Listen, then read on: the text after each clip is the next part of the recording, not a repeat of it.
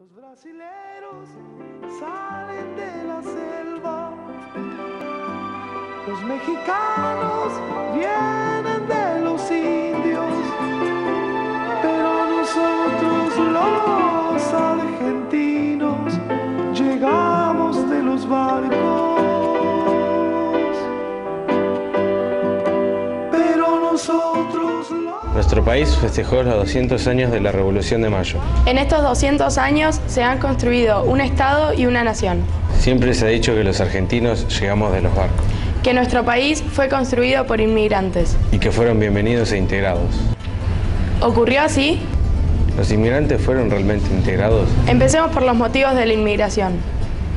Bueno, lo primero que hay que tener en cuenta es que a nivel europeo, Europa está atravesando por lo que se conoce como la segunda revolución industrial. A partir de ahí y la expansión del capitalismo, la Argentina se va a insertar en esta división internacional del trabajo como un país productor de materias primas, especialmente cereales y ganado. Las élites argentinas gobernantes van a decidir un proyecto de país que es el modelo agroexportador, y en ese modelo agroexportador se cuestiona la situación social del gaucho y el aborigen. Frente a esta posible mano de obra, los proyectos, por ejemplo, de Alberdi y Sarmiento plantean una alternativa de mano de obra de inmigrantes. Atraca a la dársena de Puerto Nuevo la motonave argentina Santa Fe. Trae a su bordo 940 inmigrantes italianos. Casi 1 millar de hombres, mujeres y niños que han dejado atrás una vida para iniciar la nueva etapa que les ofrece nuestro cálido puerto de paz. Y un poco por el tema de, como se decía, de hacer la América. Allá estaban saliendo de una guerra. Mi nono, el papá de mi mamá, había participado en la guerra, entonces es como que quiso... por ahí amigos que habían viajado antes, mirá que allá en Argentina, otros hermanos de mis abuelos se fueron a Australia. Era un poco salir del momento por ahí que estaban pasando allá. Porque toda esa gente que vinieron de Europa, y especialmente de nuestra patria, de Italia, vinieron sin nada. Vinieron con bártulos, con cacharros y herramientas para trabajar. Y no tenían casa, no tenían trabajo, no conocían el idioma, no tenían una red social que los albergara y que los contuviera. El Estado argentino comienza a fomentar la inmigración europea, partiendo de la base que la Argentina es un gran desierto y que ese desierto debe ser poblado justamente por población europea. Y que esa población europea va a traer consigo culturas y elementos culturales europeos y que van a convertir a la Argentina en una especie de pequeña Europa, en una pequeña París, en una pequeña Londres, en una ciudad, entre comillas, o en un país, entre comillas, civilizado. Lo crearon todo, de la nada crearon todo, transformaron una gran austeridad y pobreza en lo que vos ves, grandes ciudades, y grandes industriales, y grandes comerciantes, y grandes científicos. Bueno, en principio los inmigrantes en Europa se van por diferentes cuestiones. Una de las cuestiones principales son persecuciones políticas, ¿no? Durante el periodo habían surgido movimientos de izquierda, el anarquismo, el comunismo en Europa, y eso implica que las persecuciones hagan que estos se vayan del país. Otra cuestión es la maquinaria nueva, innovadora en el campo, que hace, digamos, que gran parte de la población también migre por falta de trabajo. El objetivo es buscar mejores condiciones de trabajo, lo que los inmigrantes van a llamar hacerse la América, es decir, llegar acá, tener una porción de tierra, convertirse en propietarios y mejorar su condición social. Esto, bueno, no va a ocurrir de esa manera, pero básicamente los inmigrantes van a venir básicamente inspirados por eso. Uno se anotaba en Italia, le hacían anotar para dónde quería ir uno. Y decían que en Australia y en Canadá ya uno iba con trabajo, porque faltaba mucha gente, era muy grande. Pero resulta que la llamada nunca llegó. Entonces dijeron, hay para Argentina. Y mi papá dijo, bueno, vamos, porque ya no podíamos quedarnos más. Con esa mentalidad de trabajar, mentalidad de trabajo, empezando de cero. Y entre el periodo 1880 y 1914 llegan a la Argentina aproximadamente 3.200.000 inmigrantes, de los cuales más de 2 millones se quedan. No hubo tierras para los inmigrantes. Pero el Estado fomentaba la llegada de europeos. Se los alojaba durante 5 días en el hotel de inmigrantes. Y la ley 1420 los incorporó a la escuela. Cuando llegamos acá, nos alojaron como a todos en el hotel de inmigrantes, que es enorme. Y ahí fuimos a parar todos, porque alguno tenía algún pariente acá ya, pero nosotros no teníamos a nadie. La pregunta, ¿qué hacer con tantos inmigrantes que llegaban? Porque llegó un punto hasta que casi el 50% de la población de nuestro país era de origen inmigrante.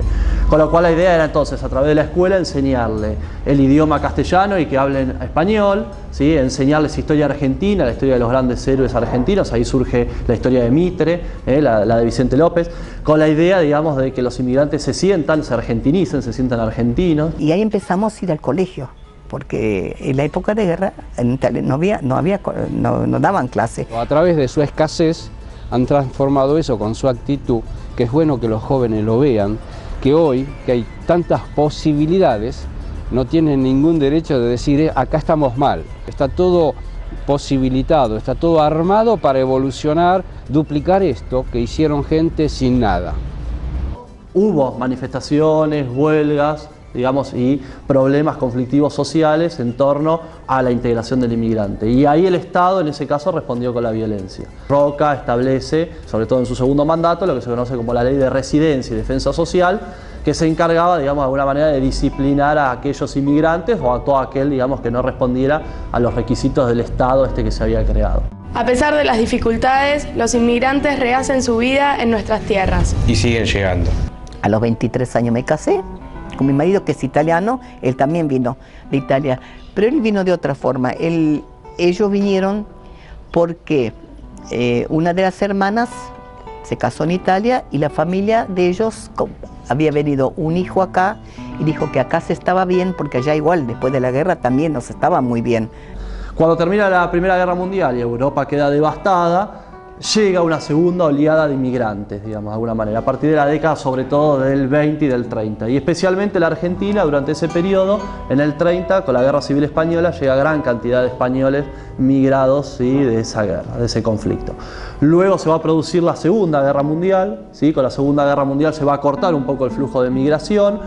Hay gente que va a ir a pelear en la Segunda Guerra Mundial, pero en menor medida que durante la Primera. Y luego que se corte la Segunda Guerra Mundial, va a haber un remanente de migración que vaya a venir entre el 45 y el 55, pero hasta ahí. Yo he visto bombardear, he visto cráteres de bomba, todo eso.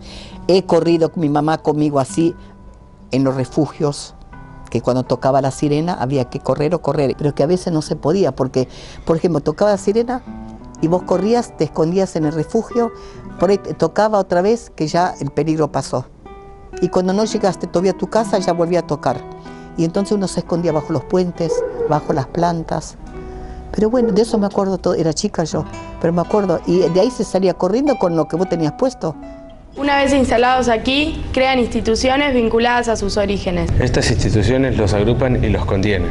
El inmigrante intenta afincarse, digamos, en el territorio, pero resguardando algunos elementos culturales propios. Entonces lo que hacen estos inmigrantes para tratar de ayudarse entre sí es crear una gran cantidad de sociedades de socorro mutuo, digamos, mutuales. La Asociación Italiana cumplió una función importantísima para la comunidad italiana, especialmente para los más carecientes, que no tenían su posibilidad de curarse, de vivir. Había gente sola, muchos hombres solos. Entonces la Asociación Mutual de Socorro Mutuo se formó justamente para contener esas carencias, esas necesidades que el Estado no llegaba, los dos estados no llegaban, ni el italiano ni el nacional. En la calle Salta había un hogar croata y que hacían casi una vez por mes la fiesta y no faltaba nadie. Mis padres vinieron de chiquitos, mi papá tenía 12 años, mi mamá tenía 9, y es como que siempre sintieron esa necesidad de reunirse con, ellos le llaman paisanos, por ahí del pueblo de ellos o italianos de distintos lugares. Y sí, se juntan, se reúnen, por ejemplo, en los domingos que se hacen comidas, en San Martín de los piemonteses, en, qué sé yo, en caseros de los sicilianos, y ellos van, no te digo que siempre, pero 2 o 3 veces al año y charlan y se traen los platos típicos, es como una forma de... Hablan por ahí de algún viaje que hizo alguno, así que sí, se mantienen en contacto. Pero las generaciones siguientes ya no se sienten tan representadas. Se han integrado al país que recibió a sus padres o abuelos. Yo creo que un poco porque estamos más arraigados con las costumbres de acá. Igualmente, o sea, nosotros como hijos los entendemos, yo he ido a reuniones así. Lo que pasa es que generalmente la gente es de la edad de mis padres o más, o mayores. Entonces por ahí no me siento con afinidad. No es que no participe, he ido y me ha gustado. Cuando eran más chicas, yo las llevaba cuando había fiesta. Tengo fotos con ella en la sociedad siciliana. La pasaban bien. Lo que pasa que no llevan muchos chicos, ¿vio? Llevan las mamás o los chicos chiquititos, porque a la edad de los 10, 8, se aburren, porque somos toda gente grande. Yo me siento más afín con las costumbres de este país.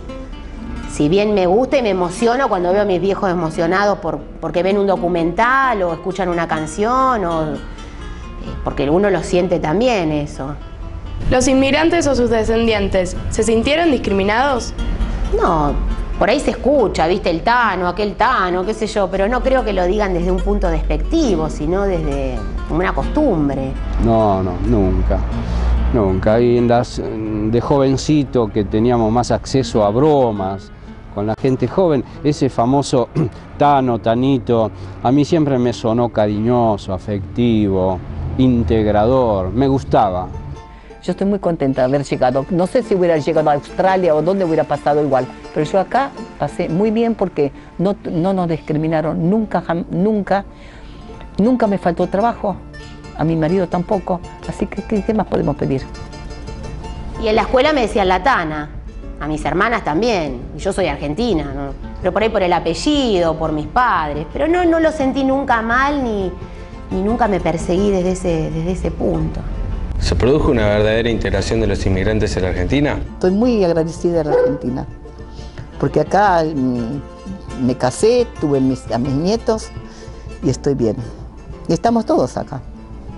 Ninguna integración es fácil, porque se produce una integración a través del tiempo, a través de un espacio y tiempo, que puede ocurrir en 100 años, lo nuestro. Pero sí hubo integración, superando todas las dificultades. Uno ve, digamos, que la mayoría de los que vivimos en la Argentina somos de alguna manera descendientes de estos inmigrantes, por lo tanto creo que hubo una integración. Por supuesto con sacrificios, nada fácil fue, nada fácil es en la vida. Incluso donde dos personas que se conocen, se quieren, empiezan a discutir, te imaginarás la integración cultural de tantos miles de personas, ¿no? Que se fue abriendo lugar a través del tiempo, sobre todo desde el punto de vista político, pero que en principio, digamos, sí se fue arraigando en la Argentina. Entre los italianos, los españoles mayoritariamente, judíos, rusos, sirio-libaneses, es una mezcla realmente importante de analizar. No se da en cualquier lugar del mundo y no se da en esta medida que los han amparado, al margen de las discusiones que lo hay en todos lados, en las mejores familias, te imaginarás, en tanta cantidad de gente, ¿no? Pero esto, bueno, tenemos un país para admirar, al margen de los problemas, ¿no? Que estos problemas que tenemos en Argentina los tienen en todos lados del mundo y los tienen en los primeros países del mundo, multiplicados, con discriminación que aquí no hay. Pero esto tenía que ver también con este proyecto de la elite que necesitaba de esta mano de obra y cómo fue tratado obviamente de diferente manera el inmigrante europeo que el aborigen o el negro.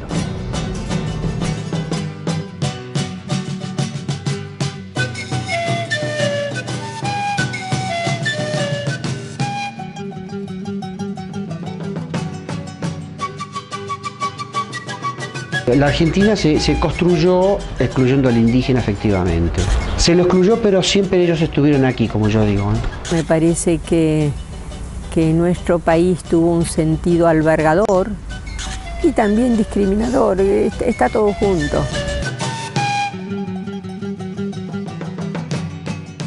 Cuando los españoles llegaron a estas tierras, lo que hoy es Argentina, estaba poblada por 700.000 indígenas. ¿Estos pueblos tenían características comunes?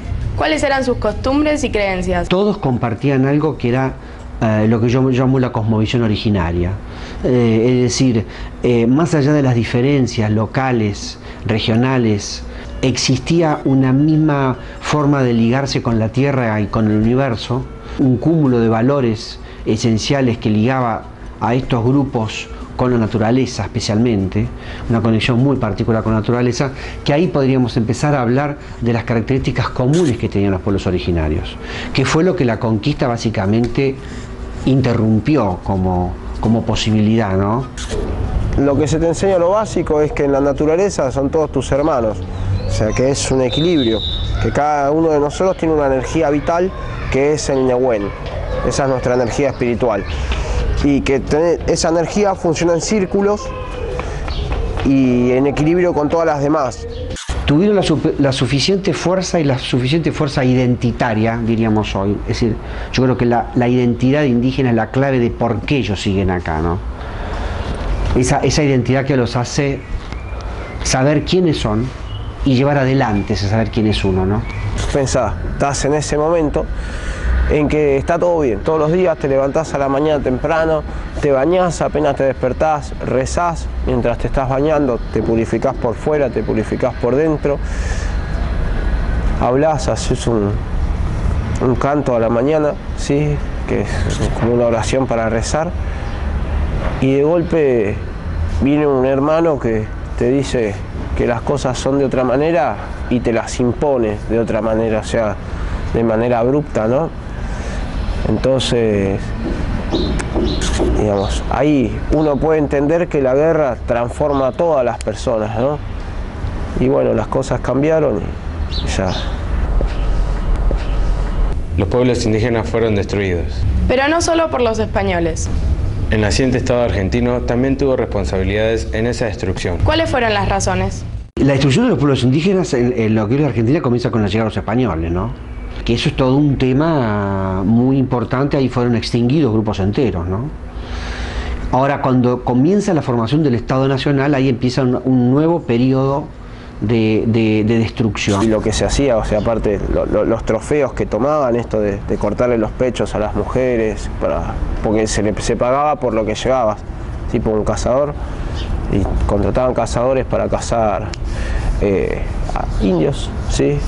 ¿Por qué se va corriendo la frontera y por qué se necesita negociar con los indígenas permanentemente para correr la frontera? Porque se precisaban tierras por la expansión ganadera, que empieza con los cueros y los aladeros y termina con la explosión de la agricultura y la ganadería, de las cuales los ganaderos de la provincia de Buenos Aires, con rosas a la cabeza, eran los que necesitaban las tierras, ¿no? La idea nuestra es que todo nace a partir del amor. O sea, uno cría con amor un hijo, uno no le pega, lo trata bien, uno respeta a la mujer, respeta a su mujer, a su madre, todo, porque después de todo nosotros venimos de una mujer que es la Ñuque Mapu, la luna es una mujer, Quillén, entonces todo se basa en el respeto. La forma de vida indígena, y básicamente la forma de vida indígena de las tolderías era una forma de vida totalmente antagónica para lo que proponía Buenos Aires, los centros urbanos, y para lo que sí propugnaba el proyecto ideológico que se estaba imponiendo esta nación argentina en construcción. Es decir, una forma de vida homogénea que no permitía la inclusión de los diferentes, con ciertas pautas que estaban regidas por un sistema ideológico totalmente claro, sólido, homogéneo. El machi o la machi antiguamente eran los chicos down y los homosexuales.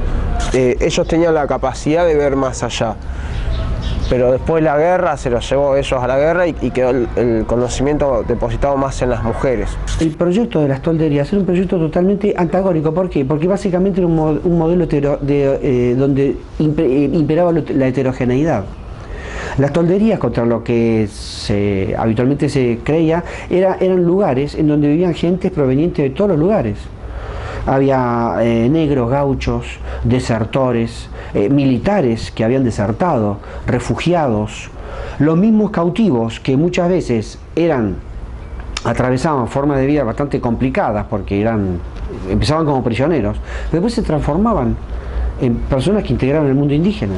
La más recordada y brutal de las matanzas fue la llamada Conquista del Desierto, encabezada por el general Roca. ¿En qué consistió esta campaña?